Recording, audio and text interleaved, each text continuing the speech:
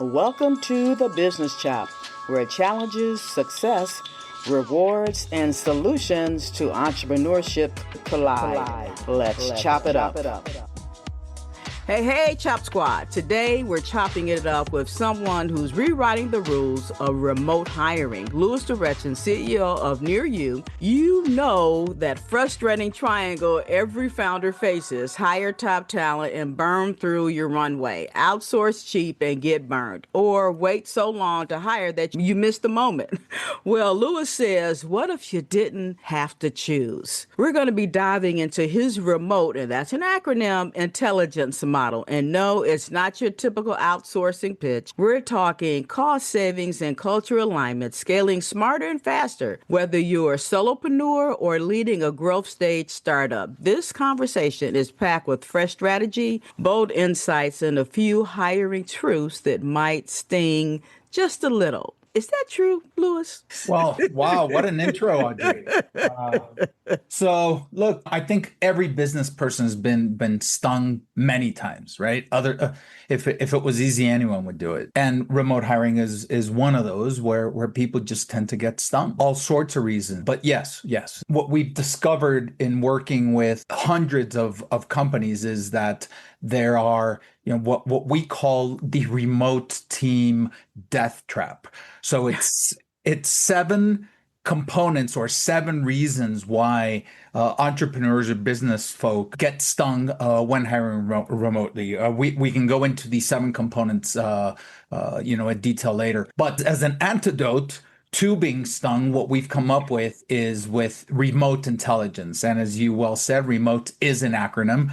We too can go into what remote means. All right. Well, that's awesome. So we're going to get into it on the other side of this message. It's Audrey Wiggins, your tech diva, celebrating 18 years in business. Thank you to my amazing clients, trusted vendors, and faithful cheerleaders. We've come a long way since launching Altogether Marketing, and it's all because of you. From marketing strategy to branded merchandise, here's how we've helped businesses shine: graphic and web design, marketing and branding strategy, social media management, domain names and web security, online courses and coaching, video production, podcast planning and design, branded merchandise. So enjoy 18% off graphic and web design services now through July 7th in celebration of our 18th anniversary. All right, everyone. And Luis, let's get into it. All right. This idea of impossible triangle really hit me, and, the cost, quality, and speed. I've seen so many founders get stuck in that trap, as we talked about. So what's your take on why we still treat those as mutually exclusive? For some reason, we all have geographic boundaries as part of our mind frame. So whenever we're looking to hire, right, we all want to hire close to us so that we can sit with the person and work shoulder to shoulder, so to speak. Even if we decide that it's a role that can be done remotely because we're having issues in finding the right talent close to one so that, again, the shoulder to shoulder can be done, then you look at hiring as close to you as possible, right? So you're in Cleveland, you're going to look for Akron. Are you going to look? Sorry about that. I hope you don't have any listeners there, or I'm going to get a shellacking, or somewhere close to you. But ultimately, part of the mind shift that has to happen is if you're going to hire remotely and you're willing to hire 80 miles from you or 100 miles from you, so why not cross the physical border and actually hire in Latin America so that you can hire potentially faster because the war for talent is less populated in Latin America. So you'll be able to find talent easier. And typically you'll be able to save 60 to 70%. So if, back to your question, so if we treat geography as a non-issue, then you begin to see how you dissolve the triangle that you were talking about. All right, so let's get back to this remote. Let's get back to that. So I'm kind of intrigued with that intelligence framework. It sounds like more than just a play on remote work, as we're talking about there. What were you seeing in the market that made you say we need to do this differently? So let me tell you what remote means. From there, we can take it to what we were saying. In order for people to be successful, we realized that there were 6 things that have to be done with great care. And the first one is you have to be rigorous in your talent selection. It sounds like a no-brainer, but you'd be surprised how many people, because they're now saving 60 to 70%. They see this as a cost saving strategy. And then they become less picky or less rigorous about selecting talent, right? Because they're going to pay less. Secondly, if you find the talent, then you sort of figure, well, they're going to be able to onboard themselves, right? Or integrate themselves into the organization on their own. So the E stands for expert onboarding and integration. So you have to be super careful with how you onboard and integrate people into your organization. The M stands for managed support and services.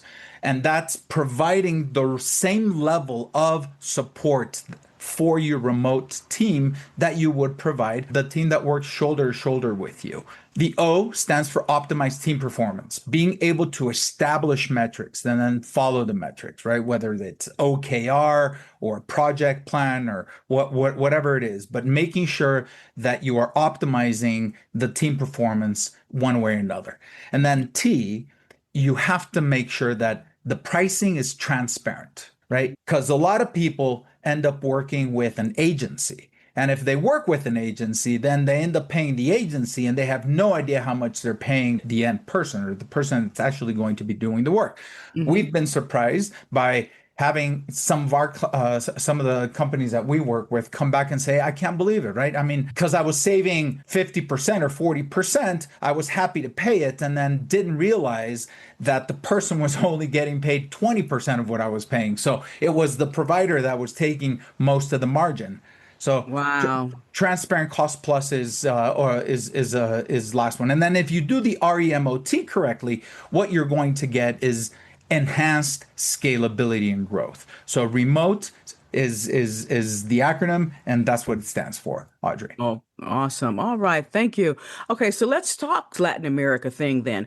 So I've worked with, some amazing talent from that region, my web TV platform. The guys out there, they're in Valencia, Spain, so they take care of that and sometimes they do some extra work for me. What do you think makes it such a gold mine for companies that they want committed, high performance team members? The gold mine, I think, lies in several factors. I'll say the first one is the availability, right? Talent availability. So as you and your listeners are aware, the talent or the war for talent in the US with such low unemployment, especially for certain roles, right? Tech roles, accounting roles, bookkeeping roles, legal roles, for all the types of jobs that can be done remotely are those where there are the number of people that can do them in the US is very small. Therefore, the fact that there are highly educated people that speak very good English, whether some accent, little accent, or even native English, and that are educated and trained to be able to perform those jobs,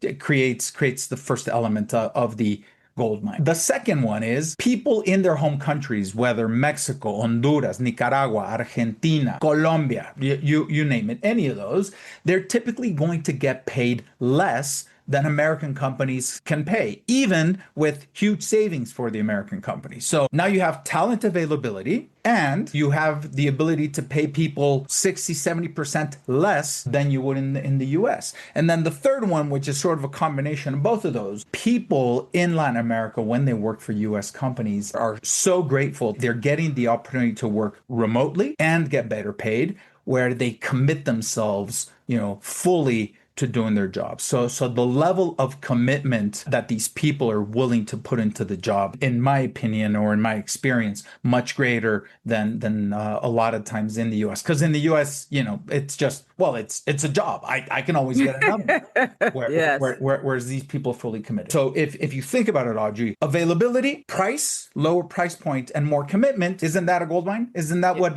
Yes.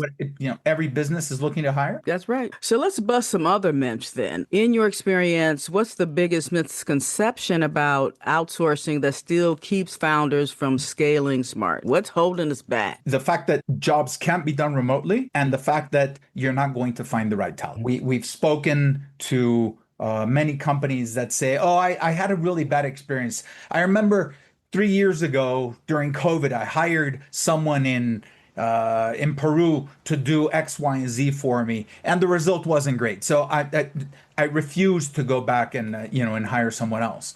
Audrey, that's akin to saying, I hired a developer in San Francisco and I didn't have a good experience. Therefore, there are no good developers in San Francisco. We all know that's a myth.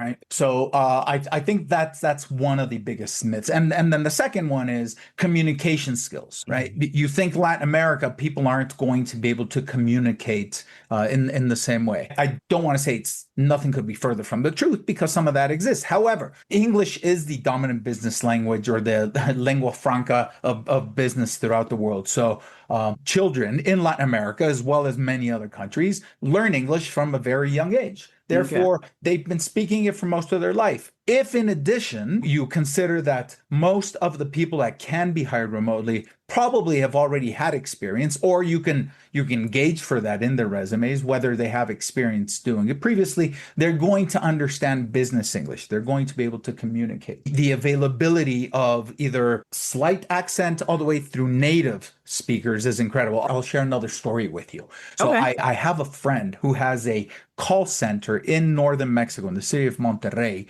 And in Monterrey, he basically hires deported dreamers. So dreamers are, the children of illegal aliens that were living in the U.S., right? Yes. In previous administrations, they call them dreamers. So it just so happens that there are thousands or tens of thousands of these kids that maybe I use the word deported, and it's not it's not always the case. So they left willingly, or they just grew up there and then decided to come back to Mexico for whatever reason, and they're now living in Mexico. Think about this. These are people that as children grew up in the States speaking language, right? The way that you and I do. So they have zero accent. Maybe they have a California accent or a Texas accent, but they have zero Latino accent.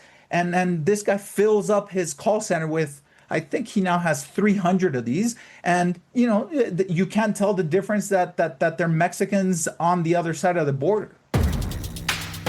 Knock out your competition with Altogether Marketing. We elevate your brand. Take a stance with your business name, logo, the tagline, your colors, even the fonts for your business. And then jab left with your website, jab right with core values. Back up with product experience and bring it on with you. Visit altogether.biz and let us help you create a knockout brand. For any listeners, though, who are at that scary, but at the tipping point, growing fast, but can't hire fast enough, where do they even start, and what's the mind shift that they need to make first? I think there are several mind shifts. First of all, you have to understand that hiring talent from Latin America is different than in the U.S. In the U.S., you basically go on LinkedIn or go on one of these platforms and then find someone, a consultant who can 1099 for you, right? Yeah. And you have to understand that in the US, this is very typical, right? All of us have, well, not all of us, but many people have 2 or 3 or different consulting gigs. So finding people to do consulting is very easy. In Latin America, it's not so much. Consulting isn't as often seen for the person doing the consulting as something desirable. They want full-time job. So if you're willing to find people to in Latin America to do jobs for you, typically full half-time or full-time jobs, then to answer your other question, where do you find them? The way that I would go about it is I would probably go on LinkedIn and find people, right? You set the filters in order to find the right skill sets in the different countries that you want, or a nearshore staffing firm such as the company that I now run. Really appreciate that. And so as we're getting close to our end, because that was a strategy session for sure. So Luis, thanks for showing us that remote talent doesn't have to mean remote connection. Your take on building mission-driven teams across the borders is a serious game changer. So really, thanks for that. And so give us a final thought and a call to action to where to find you or plug into an upcoming event you might be hosting or something like that. Yeah. Thank you. So my last thought actually goes in sync with what you said, and it's mission driven, right? You want to hire missionaries, not mercenaries. So you have to think of these people, you have to onboard these people, you have to convince these people, you have to make these people part of your company. Don't just think about them as, some remote worker that's going to do a gig for you. You have to think about these people as a real part of your company. They will become part of your company. They will work their tail off for you if you treat them correctly. And with that thought, the way that people can search for me is on LinkedIn. My name, Luis, Luis, spelled in the Latin American way or the Latino way. Last name, Derechin, Derechin. Look for me on LinkedIn, and I look forward to connecting. Awesome. All right, Tech Fam. So you heard it here. Scaling Smart is about systems and people. If you're tired of making impossible hiring choices, maybe it's time for a third pass. So definitely get in touch with Luis here and see what he has going on. And don't forget to like, subscribe, and share this episode and stay plugged in, because this is where business gets the jolt it needs. Until next time, keep it smart, keep it strategic, and keep it all together. Thank you very much. And I look forward to staying in touch. Yeah, me too. All right. Thanks. All right. Thank you for listening to The Business Shop. We hope that you were able to glean valuable information from our guests and that you will download and share this podcast. Your rating and review is much appreciated. To go deeper with our guests, please visit their website and social channels. To learn more about us, please visit businessshop.info or altogether.biz, where we will help you expand your brand.